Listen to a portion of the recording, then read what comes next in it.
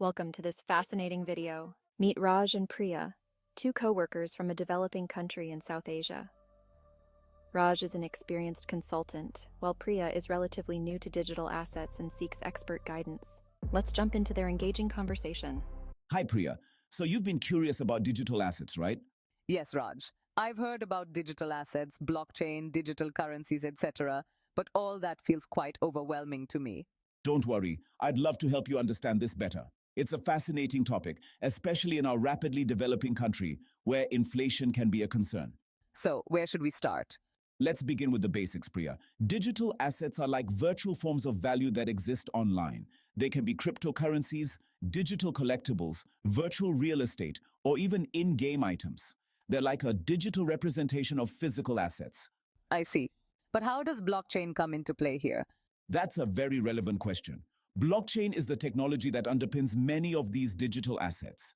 Think of it like a digital ledger that records transactions securely. Each transaction forms a block, and these blocks are linked in a chain. It's tamper-resistant, transparent, and not controlled by a single entity.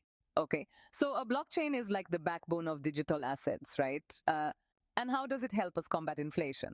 That's the key, Priya. In our country, we sometimes can face high inflation rates, and traditional fiat currency can lose value rapidly. Digital assets like cryptocurrencies aren't tied to a specific country's economy. They're global in nature and not subject to local inflation rates. People turn to them as a hedge against inflation.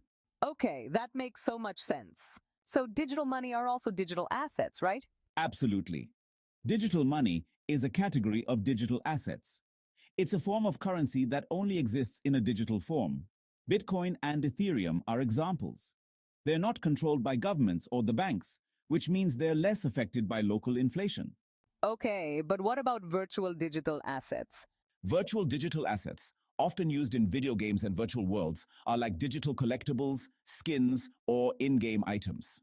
While they're unique and valuable within their ecosystems, they may not have the same global monetary value as cryptocurrencies. But they're still protected from local inflation because they're not tied to a single currency. I'm starting to grasp this. It's like a way to protect your wealth from our local currency's fluctuations. Thanks for simplifying this for me, Raj. I'll definitely look into digital assets and blockchain more.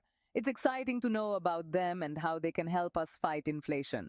Exactly, Priya. It's a way to diversify and safeguard your assets. But remember, it's an evolving field, so research and caution are key. Only invest what you can afford to lose. I'm glad I could help you, Priya. It's an exciting space with a lot of potential. Priya, if you have any more questions, feel free to ask anytime. Sure thing, Raj.